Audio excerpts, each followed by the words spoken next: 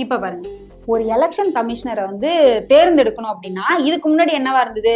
Supreme கோர்ட்டோட அந்த நீதிபதி இருக்காருல்ல, தலைமை நீதிபதி, அவரு, அப்புறம் ஒருத்தர் எதிர்கட்சி தலைவர் ஒருத்தர், அப்புறம் நம்ம பிஎம், 3 பேரும் சேர்ந்து யாரு மெஜாரிட்டியா 2 பேருக்கு ஓட்டு போறாங்களோ அவங்க தேர்ந்தெடுக்கலாம் இருந்துச்சு. இப்ப என்னவா மாத்திருக்காங்க தெரியுமா?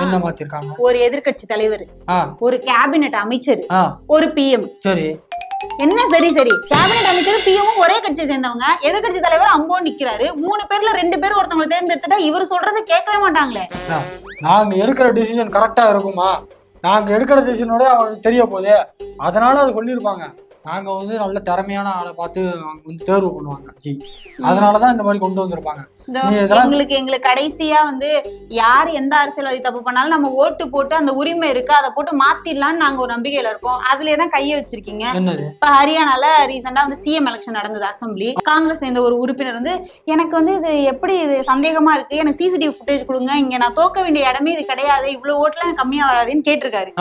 அவரு கேட்ட 24 மணி நேரத்துல ஒரு சட்ட திருத்தத்தை கொண்டு வராங்க. அது என்ன சட்டம்னா, சிசிடிவிய வந்து நாங்க தரமாட்டோம்ன்றல யாரும் கேட்க கூடாதுங்கிறாங்க. ஏன் கேட்க கூடாது? அது பாருங்க 93/2A. அதுவும் இல்லாம இதை வந்து 45 நாள்ல எரேஸ் பண்ணிடுவாங்களாம்.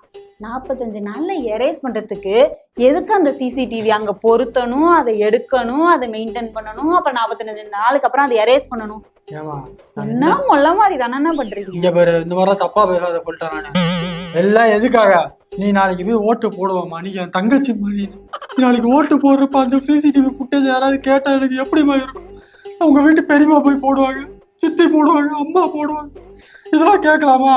இதெல்லாம் வந்து வெளில பாவ கூடாதுதான் அந்த சட்டம் போட்டிருக்காங்க.